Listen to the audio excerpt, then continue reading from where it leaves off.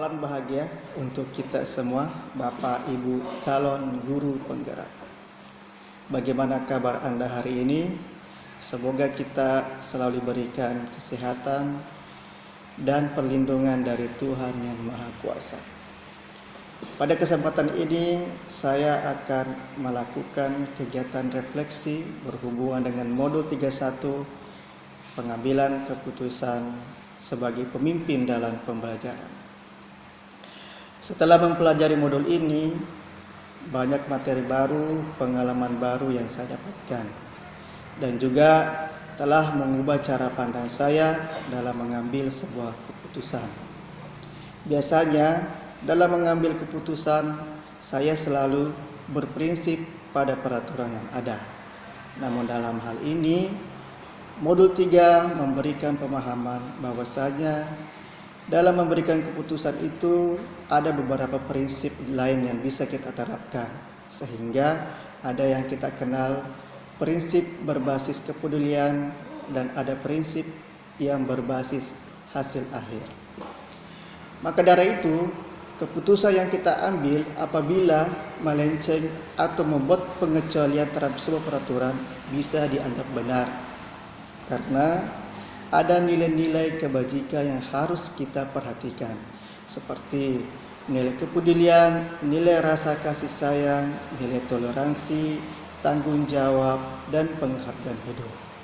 Maka dalam membuat sebuah keputusan, kita akan dihadapkan pada situasi dilema etika dan bujukan moral.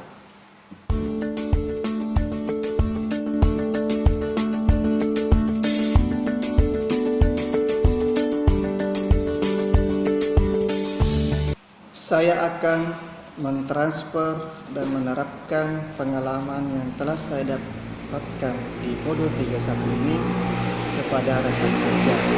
Mengambil materi bahan modul 31 di dalam kegiatan diskusi komunitas praktisi yang ada di sekolah saya. Menyampaikan kepada rekan kerja bahwa dalam modul ini banyak hal yang bisa kita pelajari, terutama dalam hal mengambil keputusan dan menguji keputusan yang telah kita ambil.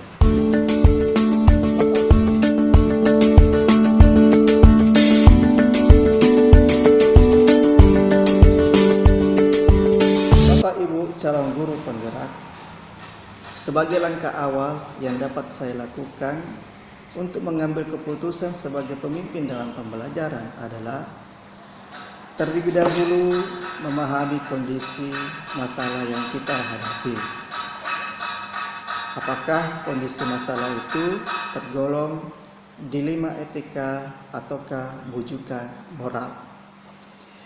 Bila mana kondisi itu berhubungan dengan bujukan moral, maka dalam keputusan yang kita ambil itu bisa saja menyangkut aspek pelanggaran hukum, karena dalam bujukan moral itu dianggap sebagai kebenaran melawan kesalahan. Maka dari itu kita sebagai guru menghindari keputusan-keputusan yang berhubungan dengan pelanggaran hukum yang berlaku di negara kita Indonesia. Namun dalam hal ini, apabila kita berada dalam kondisi dilema etika, maka bisa dianggap keputusan yang kita pilih adalah sebagai keputusan yang dianggap benar melawan benar. Karena dalam dilema etika tersendiri itu ada 4 paradigma, ada pola paradigma yang terjadi. Misalnya ada individu melawan masyarakat, ada kebenaran melawan kesetiaan, ada keadilan melawan rasa kasihan, ada pemikiran jangka pendek melawan jangka panjang.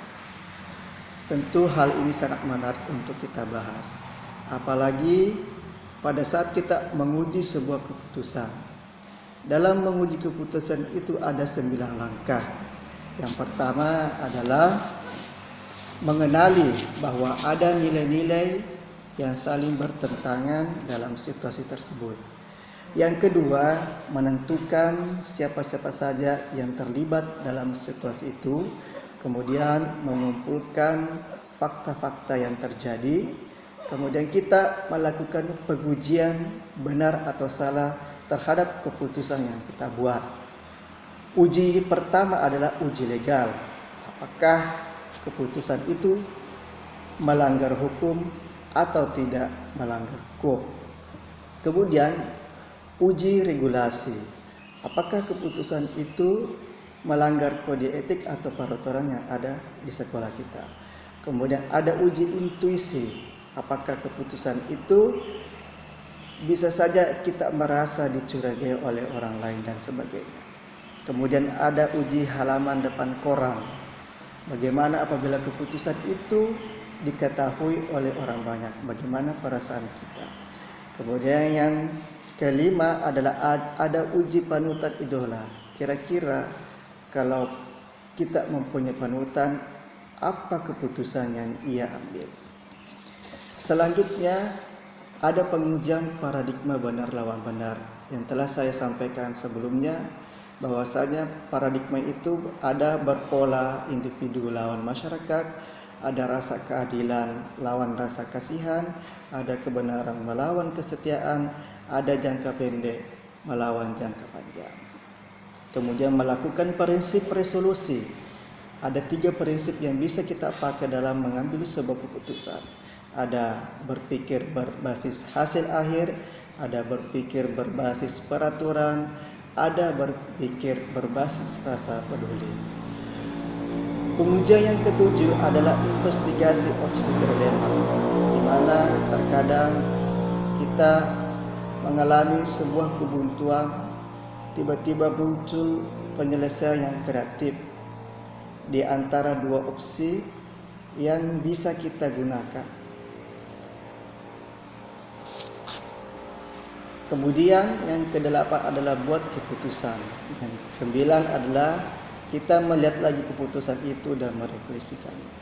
Tentu hal ini sangat menarik untuk kita pelajari lebih mendalam.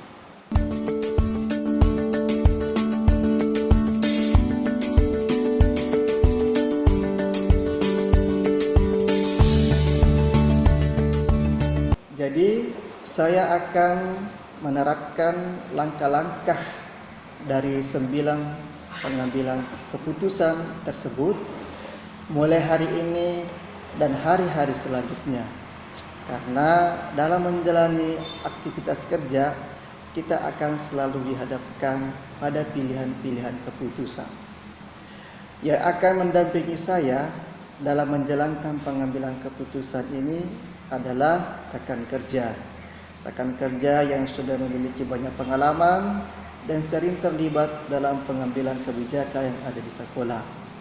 Rekan kerja yang akan menjadi teman diskusi saya untuk menentukan apakah langkah-langkah yang saya lakukan tersebut sudah tepat dan efektif.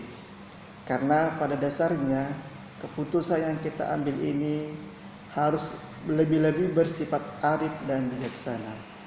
Demikian yang dapat saya sampaikan pada kesempatan ini. Mudah-mudahan bisa dimengerti dengan baik dan kita tetap semangat untuk melanjutkan aktivitas kerja kita sebagai guru penggerak. Terima kasih, salam bahagia untuk kita semua. Assalamualaikum warahmatullahi wabarakatuh.